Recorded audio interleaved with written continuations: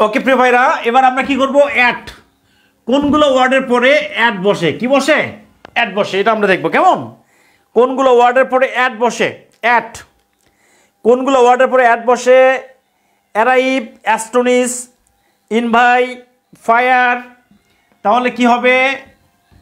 Arrive, তারপরে astonish, clear? Astonished, তারপর হচ্ছে fire, clear? Fire, astonish, invite, knock, invite, তারপর হচ্ছে KNOC, knock at, shame, smile, shame, তারপর হচ্ছে স্মাইল, ক্লিয়ার?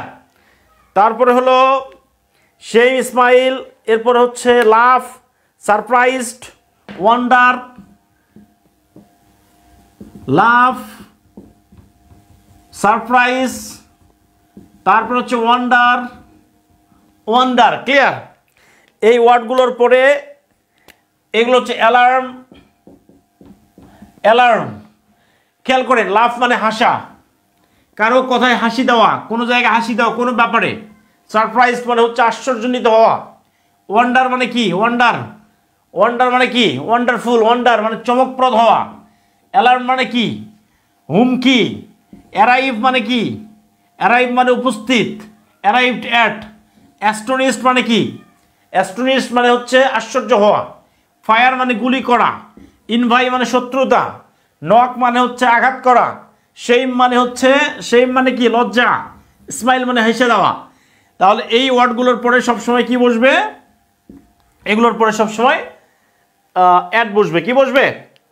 এগুলোর পরে সবসময় বসবে অ্যাট বসবে। কি বসবে? অ্যাট বসবে। জাস্ট লিখতে হবে। লেখা হয়ে গেলে ডান লিখবেন। যদি লেখা হয়ে গেলে ডান লিখতে হবে। এই ওয়ার্ডগুলোই পড়বেন, এর বাইরে আর পড়ার দরকার নেই, ক্লিয়ার? এই ওয়ার্ডগুলোই ভালো করে পড়বেন একটু, কেমন? ইনশাআল্লাহ এই ওয়ার্ডগুলো একটু ভালো করে পড়বেন। এই ওয়ার্ডগুলো একটু ভালো করে পড়তে হবে, ঠিক আছে? এই ওয়ার্ডগুলো একটু ভালো করে পড়তে হবে।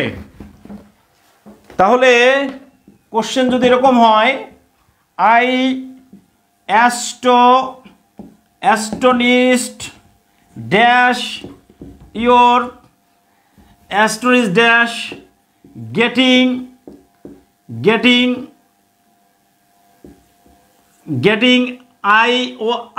I astonished, এখানে হবে I was astonished dash getting the news, ঠিক আছে? getting the news, তাহলে কি হবে? এইখানে হবে at, এইখানে হবে in, এইখানে হবে off, আর এইখানে হবে কি? এখানে in, এখানে হচ্ছে at, in, off, তারপর হলো ডাবল অফ, ক্লিয়ার? কি হবে?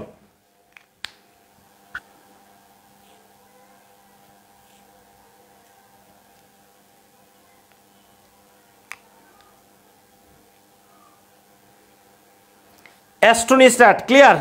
Astonished at, good, thank you so much. Okay প্রিয় কলেজের ভাই বোনেরা, এই যে কোনগুলো প্রিপজিশন, এগুলো যদি আমরা একটু সুন্দর করে সাজায় রাখি তাহলে আমাদের জন্য সুবিধা হবে।